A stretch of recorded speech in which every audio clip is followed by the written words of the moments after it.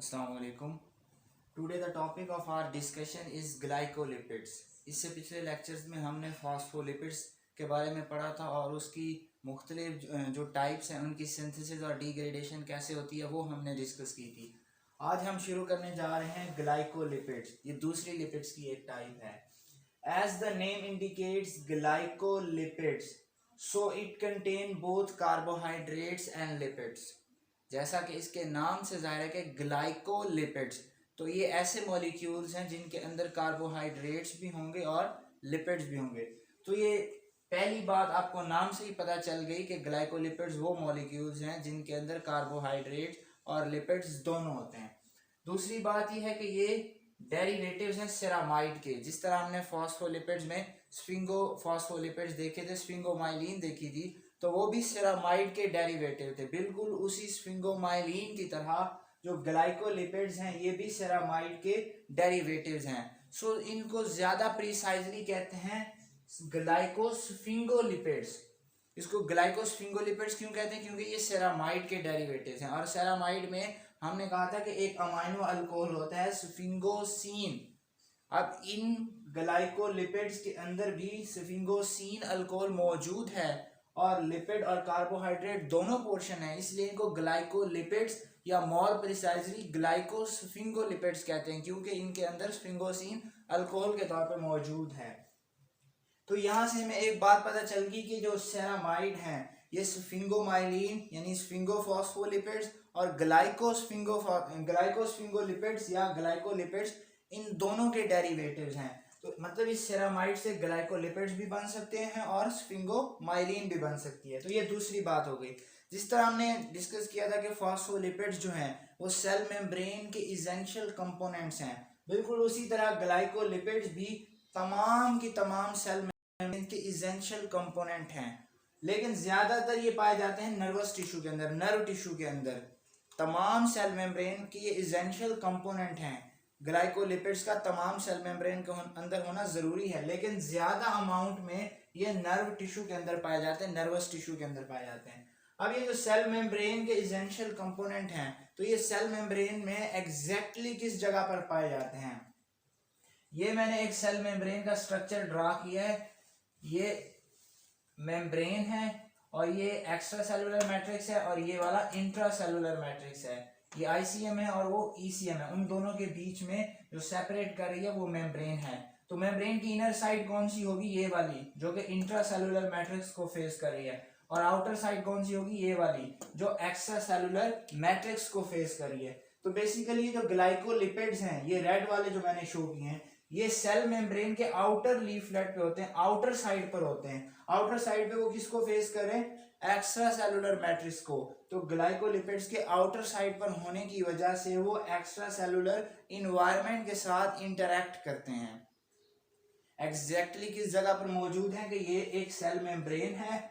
Cell membrane की ये वाली इनर साइड है और इनर साइड जिस मैट्रिक्स को, जिस इन्वायरमेंट को फेस कर रही होती है वो इंट्रा सेलुलर मैट्रिक्स है। और ये वाली साइड आउटर साइड है और आउटर साइड जिसको फेस कर रही है वो एक्स्ट्रा सेलुलर मैट्रिक्स है।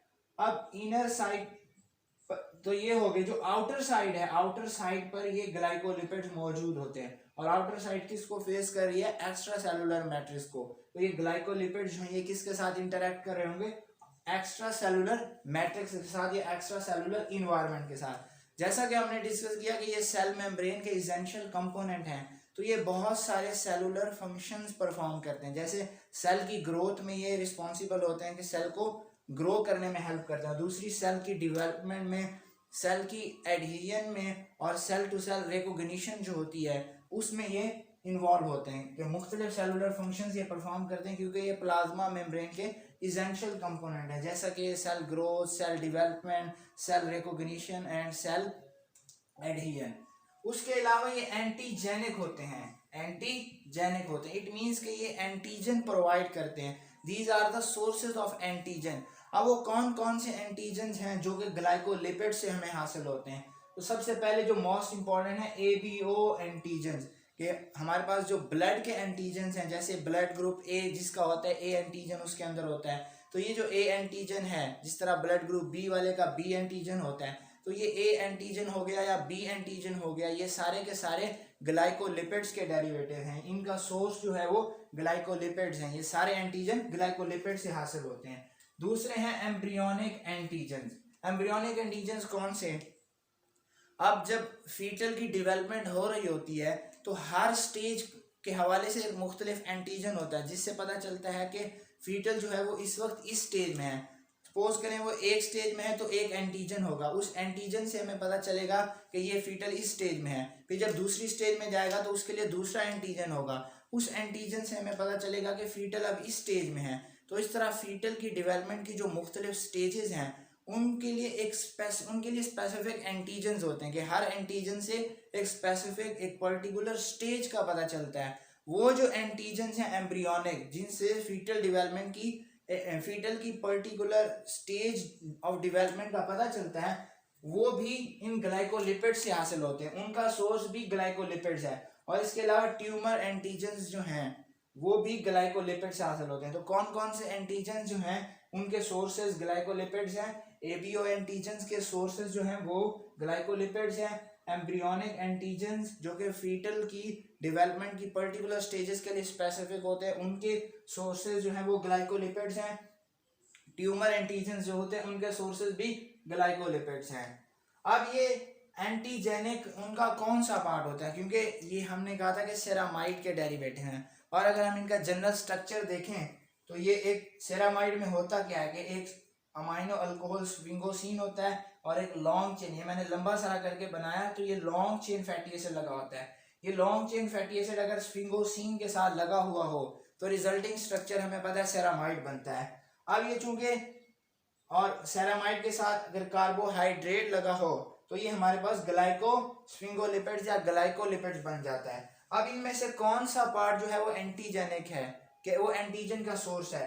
ये स्फिंगोसिन जो अमाइनो अल्कोहल है ये एंटीजन का सोर्स है, ये फैटी एसिड एंटीजन का सोर्स है, या ये जो कार्बोहाइड्रेट लगा हुआ ये एंटीजन का सोर्स है? इनमें से कौन सा एंटीजेनिक पोर्शन है एंटीजन के सोर्स के तौर पे एक्ट कर रहा है? तो ये जो कार्बोहाइड्रेट लगा हुआ है बेसिकली ये एंटीजन का सोर्स है। ये जो कार्बोहाइड्रेट पोर्शन है इसमें ये एंटीजेनिक है। ये एबीओ एंटीजन हो गए, एम्ब्रियोनिक एंटीजन हो गए या ट्यूमर एंटीजन हो गए, इन सब का सोर्स है। अगर हम ग्लाइकोलिपिड्स के स्ट्रक्चर पर बात करें तो जैसा कि हमने कहा था कि ये सेरामाइड के डेरिवेटिव हैं, तो बेसिक चीज इनके स्ट्रक्चर में क्या हो गई? सेरामाइड। तो सबसे पहले हम सेरामाइड बनाएंगे। सेरामाइड दो चीजों पर मुश्तमिल होता है कि एक अमाइनो अल्कोहल होता है स्फिंगोसिन, ये हम पहले इतनी बार डिस्कस कर चुके हैं स्फिंगोसिन, उसके साथ एक लॉन्ग चेन फैटी एसिड लगा होता है। ये एक स्फिंगोसिन है अमाइनो अल्कोहल और उसके साथ ये एक लॉन्ग चेन फैटी एसिड लगा हुआ है। तो ये रिजल्टिंग स्ट्रक्चर क्या बन गया? ये कार्बोहाइड्रेट पोर्शन को हटा के बाकी ये वाला ये जो स्ट्रक्चर है ये क्या बन गया? ये सेरामाइड है। तो सेरामाइड आ गई। अब सेरामाइड के साथ कौन सी चीज लगाएं तो ग्लाइकोलिपिड्स बनते हैं। जैसा कि नाम से जाहिर है ग्लाइकोलिपिड, तो कार्बोहाइड्रेट अगर साथ लिपिड्स के लगा हो तब ग्लाइकोलिपिड्स बनते हैं। तो चूंकि सेरामाइड के डेरिवेटिव में सेरामाइड का स्ट्रक्चर बना दिया, अब इस सेरामाइड के साथ जो कार्बोहाइड्रेट पोर्शन लगा हो ओ ग्लाइकोसिडिक बॉन्ड के थ्रू लगा हो तो रिजल्टिंग स्ट्रक्चर बनता है ग्लाइकोलिपिड। हमने कहा था कि सेरामाइड जो है ये दोनों के प्रीकर्सर हैं, स्फिंगोमाइलिन के और ग्लाइकोलिपिड्स के। स्फिंगोमाइलिन में क्या होता था कि ये सेरामाइड के साथ यहाँ फॉस्फोराइल कोलिन लगा होता था, फॉस्फेट और कोलिन। यहाँ पे फॉस्फेट और कोलिन नहीं है, यहाँ पे कार्बोहाइड्रेट है। सिर्फ इतना फर्क है ग्लाइकोलिपिड्स और स्फिंगोमाइलिन में, बाकी सेरामाइड उनके बुनियादी स्ट्रक्चर में शामिल है। अब ये जो कार्बोहाइड्रेट पोर्शन है इनके नंबर और टाइप की बुनियाद पर ग्लाइकोलिपिड्स की मुख्तलिफ टाइप्स बनती हैं कि इसका नंबर कि यहाँ पे कार्बोहाइड्रेट कितने लगे हुए हैं। एक लगा हुआ है मोनोग्लिसराइड है, ट्राइग्लिसराइड है, डाइग्लिसराइड है, जितने भी लगे हुए हैं तो इनके नंबर, कार्बोहाइड्रेट के नंबर और टाइप की बुनियाद पे कि वो कार्बोहाइड्रेट हमारे पास किस टाइप का, एक तो नंबर कौन से कितने कार्बोहाइड्रेट लगे हुए हैं और दूसरा वो किस टाइप के हैं। इन दो बुनियादों पर, ये दो बुनियादें ही बेसिकली डिसाइड करते हैं कि ग्लाइकोलिपिड किस टाइप का होगा, न्यूट्रल होगा या एसिडिक होगा। तो कार्बोहाइड्रेट जो लगा हुआ है इसका नंबर और टाइप डिटरमिन करती है कि ग्लाइकोलिपिड किस टाइप का होगा, न्यूट्रल होगा या एसिडिक होगा। तो अभी तक हमने क्या डिस्कस किया कि ग्लाइकोलिपिड्स, जैसा कि नाम से जाहिर है कि इनमें कार्बोहाइड्रेट और लिपिड दोनों कंपोनेंट होंगे। और दूसरी बात हमने डिस्कस की कि ये सेरामाइड के डेरिवेटिव हैं, और जिस तरह स्फिंगोमाइलिन सेरामाइड का डेरिवेटिव था, सेरामाइड के अंदर स्फिंगोसिन अल्कोहल मौजूद होता है, तो ग्लाइकोलिपिड को मोर प्रिसाइजली हम ग्लाइकोस्फिंगोलिपिड्स कहते हैं। अब डेरिवेटिव ऑफ सेरामाइड हो गया, तो सेरामाइड स्फिंगोमाइलिन का डेरिवेटिव भी हो गया, ग्लाइकोलिपिड्स का भी हो गया। जिस तरह फॉस्फोलिपिड थे, इसी तरह ग्लाइकोलिपिड भी तमाम मेम्ब्रेन्स के इसेंशियल कंपोनेंट्स हैं। और वहां हमने डिस्कस किया था कि प्लाज्मा मेम्ब्रेन की जो आउटर साइड है वहां पर ये मौजूद होते हैं, जहां पर एक्स्ट्रा सेलुलर मैट्रिक्स के साथ इंटरेक्ट करते हैं, लेकिन ये लार्जली प्रेजेंट होते हैं नर्व टिश्यू के अंदर। दूसरी बात हमने डिस्कस की कि ये एंटीजेनिक हैं, एंटीजन का सोर्स है। कौन कौन से एंटीजन का सोर्स है? एबीओ एंटीजन का सोर्स है, embryonic antigen specific for specific stages of development, fetal development, और ट्यूमर एंटीजन। उसके अलावा इनका जो कार्बोहाइड्रेट पोर्शन है वो एंटीजेनिक है। जनरल हमने स्ट्रक्चर देख लिया कि स्फिंगोसिन है, उसमें साथ लॉन्ग चेन फैटी एसिड लगा हुआ है, सेरामाइड बन गया।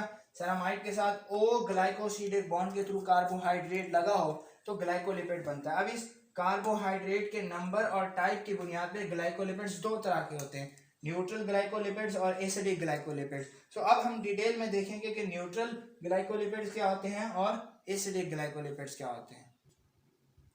तो अभी तक हमने देखा था कि ग्लाइकोलिपिड्स में जो कार्बोहाइड्रेट पोर्शन था उसकी बुनियाद पर ग्लाइकोलिपिड्स की दो टाइप्स हमने डिस्कस की थी, एक न्यूट्रल और दूसरी एसिडिक। तो अब हम न्यूट्रल ग्लाइकोलिपिड्स को डिटेल में डिस्कस करने जा रहे हैं। इसके बाद हम देखेंगे कि जो एसिडिक ग्लाइकोलिपिड्स हैं वो क्या होते हैं। तो सबसे पहले न्यूट्रल ग्लाइकोलिपिड्स। न्यूट्रल ग्लाइकोलिपिड्स की दो एग्जांपल्स हमारे पास मौजूद हैं, एक है सेरिब्रोसाइड्स और दूसरी है ग्लोबोसाइड्स। तो सबसे पहले हम देख लेते हैं सेरिब्रोसाइड्स क्या होती हैं, उसके बाद देखेंगे कि ग्लोबोसाइड्स क्या होते हैं। तो सबसे पहले देख रहे हैं सेरिब्रोसाइड्स। सेरिब्रोसाइड्स का दूसरा नाम है ceramide monosaccharide. Ceramide monosaccharide it means कि जो सेरामाइड पोर्शन था इसके स्ट्रक्चर में ये वाला, उसके साथ कोई मोनोसैकेराइड लगी होगी। और जो ग्लोबोसाइड्स हैं ये है सेरामाइड ओलिगोसैकेराइड्स।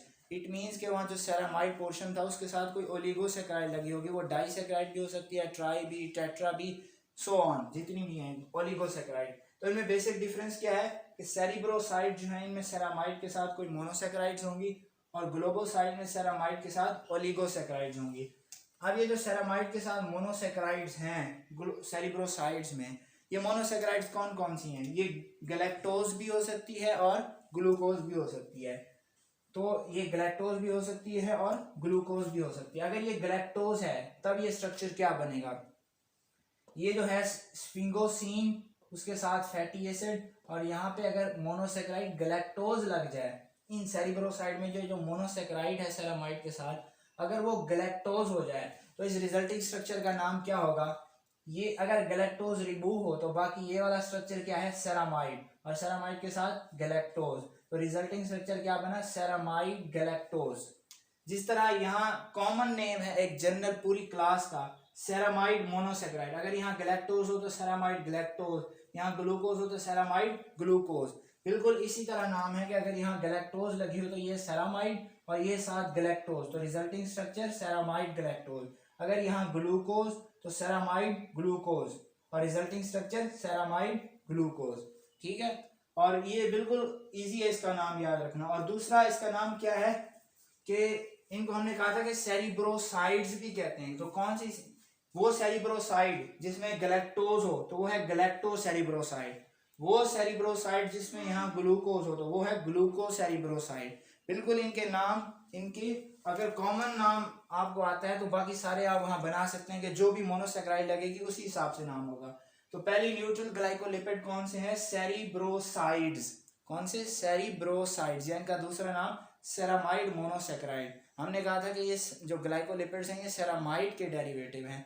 सेरामाइड के साथ जब कोई कार्बोहाइड्रेट लगता है तो ग्लाइकोलिपिड बनते हैं। अब सेरामाइड के साथ जब मोनोसैकेराइड लगे तो रिजल्टिंग बनते हैं सेरिब्रोसाइड, और सेरामाइड के साथ जब ओलिगोसैकेराइड लगे तो रिजल्टिंग बनते हैं ग्लोबोसाइड्स।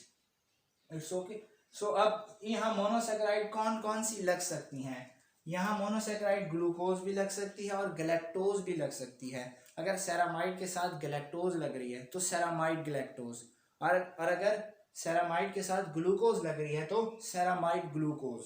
तो एक तो ये तरीका है उनका नाम। दूसरा उनका नाम सेरिब्रोसाइड से रिलेटेड है कि वो सेरिब्रोसाइड जिसमें सेरामाइड के साथ गैलेक्टोज लगी हो वो गैलेक्टोसेरिब्रोसाइड, और वो सेरिब्रोसाइड जिसमें ग्लूकोज लगी हो सेरामाइड के साथ वो क्या होगी, ग्लूकोसेरिब्रोसाइड। It's so simple. अब ये जो गैलेक्टोसेरिब्रोसाइड है या ग्लूकोसेरिब्रोसाइड है, इनमें एक एक डिफरेंस और भी होता है। अगर आप यहाँ स्ट्रक्चर पे गौर करें तो मैंने अल्कोहल बिल्कुल सिमिलर बनाया है, यहाँ भी रेड कलर से और यहाँ भी रेड कलर से।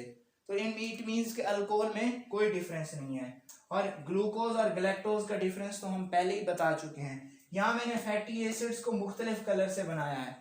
यहाँ मैंने फैटी एसिड को ब्लैक कलर से बनाया और यहाँ फैटी एसिड को ग्रीन कलर से बनाया। इट मीन्स के गैलेक्टोसेरिब्रोसाइड हो या ग्लूकोसेरिब्रोसाइड हो, उनमें यहाँ पर मोनोसेकेराइड के डिफरेंस के अलावा जो फैटी एसिड्स होते हैं इनका भी डिफरेंस होता है कि गैलेक्टोसेरिब्रोसाइड में फैटी एसिड और तरह का होता है उनके मेंबर्स में, और ग्लूकोसेरिब्रोसाइड्स के मेंबर में फैटी एसिड और तरह का होता है। तो दो डिफरेंस हो गए, एक तो मोनोसेकेराइड का और दूसरा फैटी एसिड का। अभी जो गैलेक्टोसेरिब्रोसाइड है या सेरामाइड गैलेक्टोज है, सेरामाइड गैलेक्टोज या गैलेक्टोसेरिब्रोसाइड, ये ज्यादा कॉमन होता है माइलिन के अंदर। जो माइलिन शीथ होती है उसके अंदर जो ज्यादा कॉमन ग्लाइकोलिपिड्स है वो ये होता है गैलेक्टोसेरिब्रोसाइड। हमने पहले कहा था कि जो स्फिंगोफॉस्फोलिपिड्स हैं ये भी माइलिन शीथ के अंदर ज्यादा होते हैं, क्योंकि ये स्फिंगोसिन अल्कोहल जिसमें भी होगा वो माइलिन शीथ और नर्वस टिश्यू के अंदर ज्यादा होगा। तो इनके अंदर भी स्फिंगोसिन है, उनके अंदर भी था, तो स्फिंगोफॉस्फोलिपिड्स भी माइलिन के अंदर ज्यादा कॉमन थे। ये जो ग्लाइकोस्फिंगोलिपिड्स हैं ये भी माइलिन के अंदर होते हैं। उनमें से कौन सा ग्लाइकोलिपिड जो है वो माइलिन के अंदर सबसे ज्यादा होता है, तो वो ये होता है गैलेक्टोसेरिब्रोसाइड। ये माइलिन शीथ के अंदर सबसे ज्यादा होता है। और ये वाला जो है कहाँ होता है, जब आप कम्प्लेक्स ग्लाइकोस्फिंगोलिपिड्स बना रहे हैं। तो सिंपल है, जब आप कम्प्लेक्स ग्लाइकोस्फिंगोलिपिड्स बना रहे हैं या उनकी डिग्रेडेशन करा रहे हैं तो उनके दरमियान कुछ इंटरमीडिएट्स बनते हैं।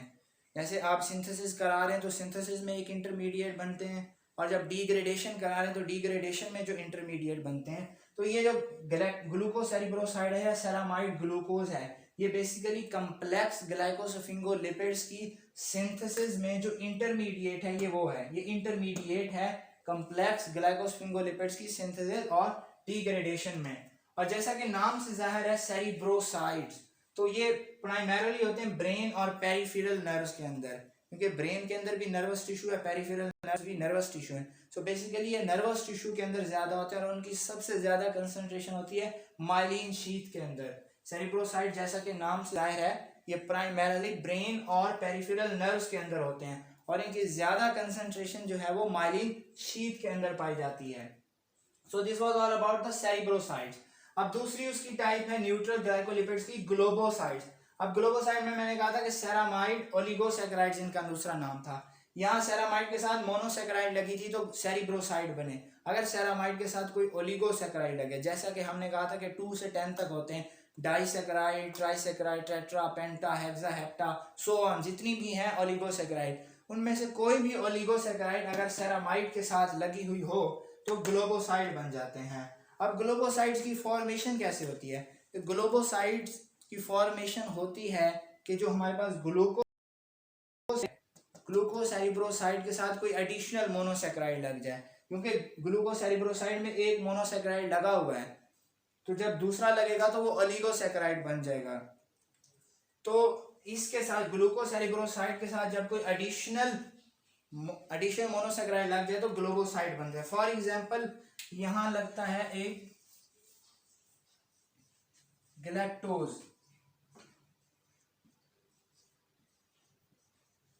यहां लग जाता है गैलेक्टोज आके, एडिशनल मोनोसैकेराइड है, तो ये रिजल्टिंग स्ट्रक्चर क्या बनेगा? बिल्कुल वही तरीका है नाम देने का। यहाँ सेरामाइड के साथ गैलेक्टोज लगाओ तो सेरामाइड गैलेक्टोज, बिल्कुल यहाँ सेरामाइड के साथ ग्लूकोज लगा हुआ था तो सेरामाइड ग्लूकोज।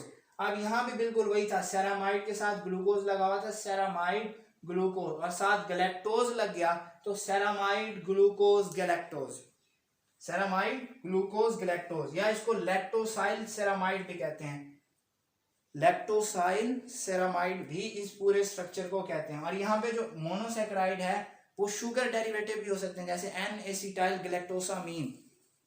तो मोनोसेकेराइड यहाँ और भी हो सकते हैं। एन एसिटाइल गैलेक्टोसामीन ये एक एग्जांपल के तौर पर है कि यहाँ गैलेक्टोज लग गया, तो रिजल्टिंग स्ट्रक्चर क्या बना, सेरामाइड ग्लूकोज गैलेक्टोज या लैक्टोसाइल सेरामाइड। सो बेसिकली ये बड़ा इजी है, अगर आपको समझ आ जाए तो इनके स्ट्रक्चर, इनके नेम्स बड़े इजी हैं।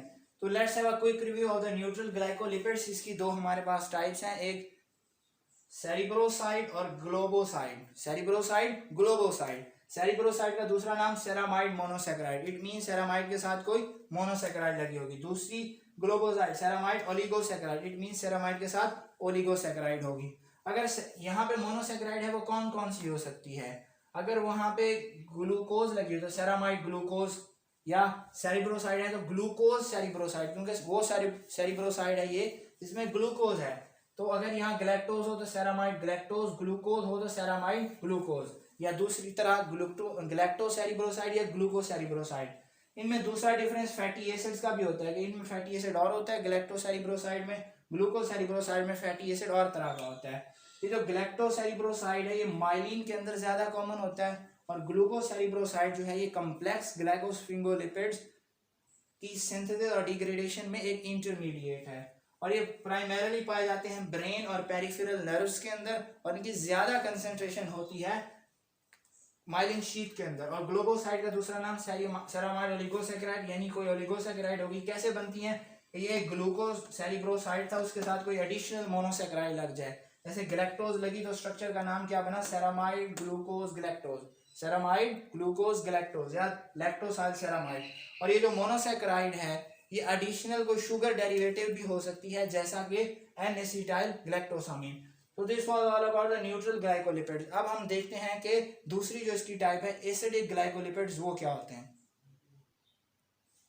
तो अब हमने दूसरी उसकी टाइप्स देखनी है कि अभी तक हमने डिस्कस की है कि जनरल ग्लाइकोलिपिड्स क्या होते हैं, उनका स्ट्रक्चर। उसकी पहली टाइप न्यूट्रल ग्लाइकोलिपिड्स। तो अब हम देखने जा रहे हैं कि एसिडिक ग्लाइकोलिपिड्स क्या होते हैं। जो एसिडिक ग्लाइकोलिपिड्स होते हैं ये फिजियोलॉजिकल पीएच पर नेगेटिवली चार्ज होते हैं। पहली बात जो आपको एसिडिक ग्लाइकोलिपिड्स के हवाले से पता होनी चाहिए वो ये है कि फिजियोलॉजिकल पीएच पर जो एसिडिक ग्लाइकोलिपिड्स हैं ये नेगेटिवली चार्ज होते हैं। जिस तरह न्यूट्रल ग्लाइकोलिपिड्स की हमारे पास दो टाइप्स हैं, एक सेरिब्रोसाइड्स हैं और एक ग्लोबोसाइड्स हैं, बिल्कुल उसी तरह एसिडिक ग्लाइकोलिपिड्स की भी दो टाइप्स हैं, एक गैंग्लियोसाइड्स हैं और एक सल्फाटाइड्स हैं। तो सबसे पहले स्टार्ट करते हैं हम गैंग्लियोसाइड। जितने भी ग्लाइकोलिपिड्स हैं उनमें से मोस्ट कम्प्लेक्स ग्लाइकोलिपिड्स जो हैं वो गैंग्लियोसाइड्स हैं। So these gangliosides are the most complex glycolipids. अब ये कहाँ मौजूद होते हैं, these are found primarily in ganglion cells of central nervous system. Central nervous system के अंदर भी गैंग्लियोनिक सेल्स होते हैं ना, जो उनके अंदर ये होते हैं, जैसे बेसल गैंग्लिया हो गया। तो सेंट्रल नर्वस सिस्टम के जो गैंग्लियोनिक सेल्स हैं उनके अंदर ये गैंग्लियोसाइड्स मौजूद है, जैसा कि नाम से जाहिर है gangliosides. So basically central nervous system के गैंग्लियोनिक सेल्स में मौजूद होते हैं। अब अगर हम इनका स्ट्रक्चर देखें तो बेसिकली ये जो ग्लोबोसाइड है या सेरामाइड ओलिगोसेकेराइड्स उनके डेरिवेटिव्स हैं। तो सबसे पहले हमारे पास क्या होना चाहिए, सेरामाइड ओलिगोसेकेराइड, क्योंकि ये उनके डेरिवेटिव हैं तो बेसिक हमारे पास वो स्ट्रक्चर होना चाहिए। तो हमने अगर सेरामाइड ओलिगोसेकेराइड बनाए तो सबसे पहले सेरामाइड बनाना पड़ेगा, स्फिंगोसीन और उसके साथ ही अटैच फैटी एसिड, ये स्ट्रक्चर बन गया सेरामाइड। और सेरामाइड हम ओलिगोसेकेराइड कैसे बनते थे, अभी हमने डिस्कस किया कि सेरामाइड ओलिगोसेकेराइड बनते हैं सेरामाइड मोनोसेकेराइड जो हैं, यानी सेरामाइड ग्लूकोज जो है, सेरामाइड ग्लूकोज या ग्लूकोज सेरिब्रोसाइड, उनके साथ एक एडिशनल मोनोसेकेराइड अटैच करने से। तो अब हमने सबसे पहले सेरामाइड ओलिगोसेकेराइड बनाना है, सेरामाइड और ग्लूकोज, इसके साथ एक एडिशनल मोनोसेकेराइड अटैच किया ग्लैक्टोज। सो ये स्ट्रक्चर बन गया सेरामाइड ओलिगोसेकेराइड।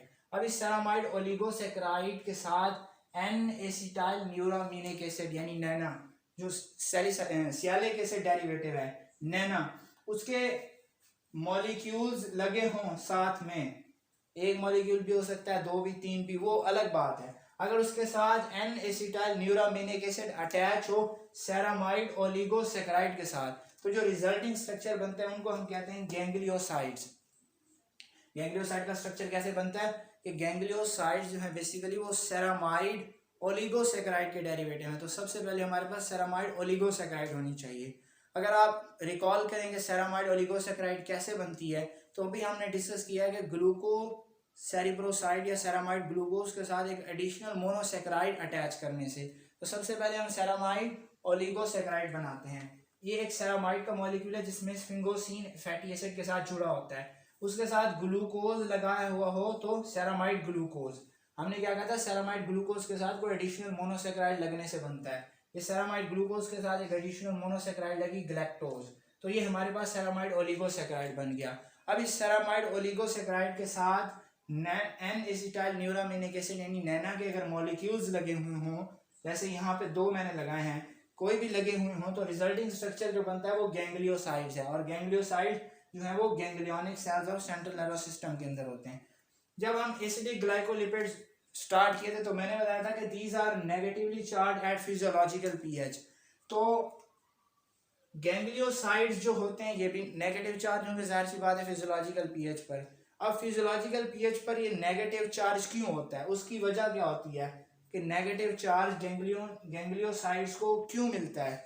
तो ये जो एन एसिटाइल न्यूरामिनिक एसिड के मॉलिक्यूल लगे हुए हैं, बेसिकली ये ही फिजियोलॉजिकल पीएच पर गैंग्लियोसाइड को नेगेटिव चार्ज प्रोवाइड कर रहे होते हैं, जिसकी वजह से गैंग्लियोसाइड फिजियोलॉजिकल पीएच पर नेगेटिवली चार्ज होते हैं। अब जो गैंग्लियोसाइड है इनके लिए नोटेशन यूज करते हैं जी। जी मीन्स गैंग्लियोसाइड, इसको शॉर्ट फॉर्म में कैसे लिखते हैं उसका तरीका बताने लगा हूं कि इसके लिए एक नोटेशन यूज करते हैं जी। जी का मतलब गैंग्लियोसाइड है, और साथ में कुछ और लेटर एम, डी या टी। एम से मीन मोनो, डी से डाई और टी से ट्राई।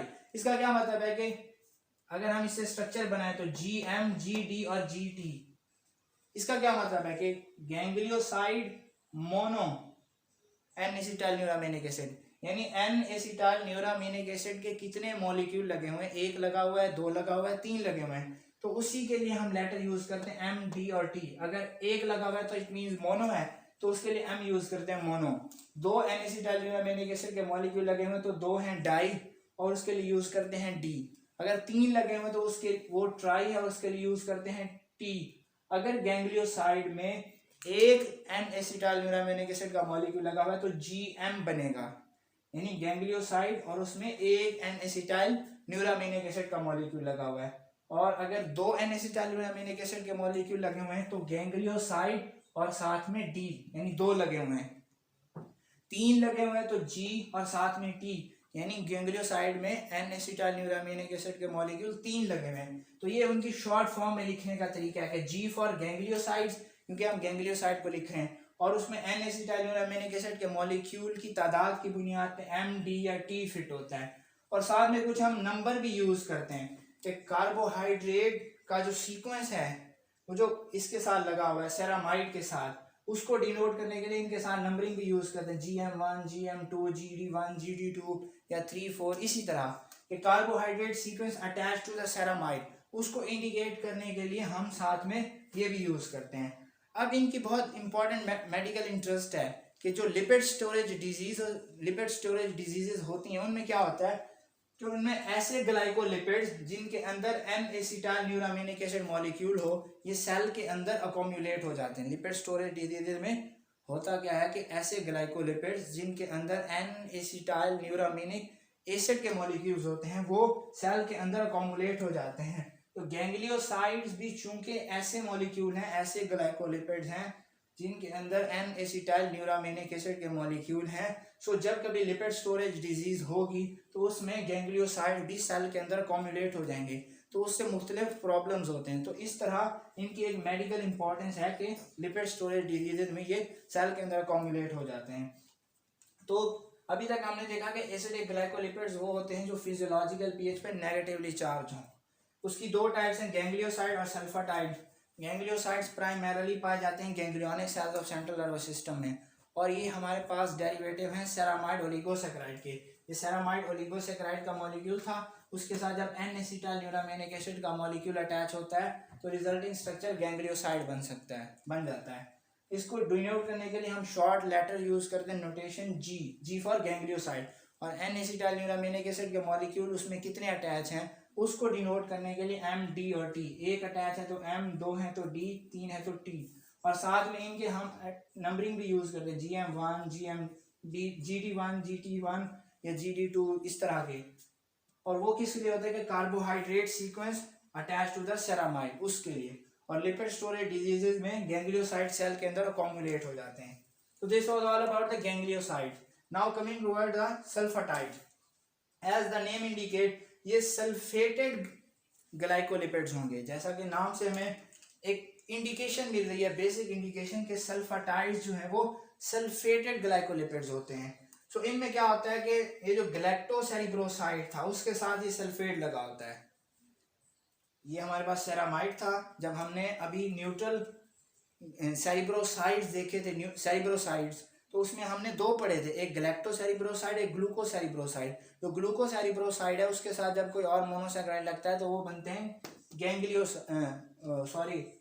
ग्लोबोसाइड, और ग्लोबोसाइड के साथ जब एन ये लगते हैं नैना तो ये बनते हैं गैंग्लियोसाइड। जो बाकी रह गया था गैलेक्टोसेरिब्रोसाइड, उसके साथ लगता है सल्फेट और ये बन जाते हैं सल्फाटाइड। तो अब इस स्ट्रक्चर का नाम क्या होगा कि सल्फेटेड गैलेक्टोज सेरिब्रोसाइड या ceramide galactose sulfate, sulfated galactose cerebroside, क्योंकि ये गैलेक्टोसेरिब्रोसाइड ऐसे गैलेक्टोसेरिब्रोसाइड है जिनके साथ सल्फेट लगा हुआ है, तो ये है सल्फेटेड गैलेक्टोसेरिब्रोसाइड, और ये प्राइमरीली पाए जाते हैं ब्रेन और किडनी के अंदर। अब हमने कहा था कि ये नेगेटिवली चार्ज होते हैं फिजियोलॉजिकल पीएच पे, तो इनको नेगेटिव चार्ज कौन प्रोवाइड करते हैं? तो ये जो सल्फेट लगा हुआ है ग्लैक्टोज के साथ, ये बेसिकली इनको नेगेटिव चार्ज प्रोवाइड कर रहा होता है। क्यों? तो सल्फाटाइड्स दोबारा सुन लें कि जब भी सल्फाटाइड का लफ्ज आए तो एक चीज हमें क्लियर होनी चाहिए कि नाम से ही पता चल रहा है कि ये ऐसे ग्लाइकोलिपिड्स हैं जिनमें सल्फेट मौजूद होगी। अब सल्फेट कहाँ मौजूद होगी, इसका अगर हम पूरा स्ट्रक्चर देखें तो जब हमने सेरिब्रोसाइड पढ़े थे तो उसमें हमने कहा था कि एक ग्लूकोसेरिब्रोसाइड होता है, एक गैलेक्टोसेरिब्रोसाइड होता है। ग्लूकोसेरिब्रोसाइड के साथ जब कोई और मोनोसेकेराइड, ये ग्लूकोसेरिब्रोसाइड था, जब कोई और मोनोसेकेराइड लगी तो ये ग्लोबोसाइड बन गया या सेरामाइड ओलिगोसेकेराइड। उसके साथ जब नैना लगा तो ये गैंग्लियोसाइड बन गया। बाकी क्या बचा हुआ था? बाकी बचा हुआ था गैलेक्टोसेरिब्रोसाइड। ये सारा ग्लूकोसेरिब्रोसाइड का बताया। जो गैलेक्टोसेरिब्रोसाइड बचा हुआ था, ये सेरामाइड, ये साथ गैलेक्टोज, तो गैलेक्टोसेरिब्रोसाइड, उसके साथ लगता है सल्फेट, और जब उसके साथ सल्फेट लगता है तो सल्फाटाइड्स बन जाते हैं, सल्फेटेड गैलेक्टोसेरिब्रोसाइड। ये जो सल्फेट है ये इनको नेगेटिवली चार्ज प्रोवाइड करता है, जिसकी वजह से ये फिजियोलॉजिकल पीएच पर नेगेटिवली चार्ज होते हैं, और ये प्राइमरीली पाए जाते हैं ब्रेन और किडनी में। ये पाए जाते हैं सेंट्रल नर्वस सिस्टम के गैंग्लियोनिक सेल्स में, और ये पाए जाते हैं ब्रेन और किडनी में। सो this was all about the glycolipid, जिसमें हमने उसका इंट्रोडक्शन देखा, उसका स्ट्रक्चर, और उसकी फिर मुख्तलिफ टाइप्स को, स्ट्रक्चर को और एग्जाम्पल को हमने डिस्कस किया। Thank you.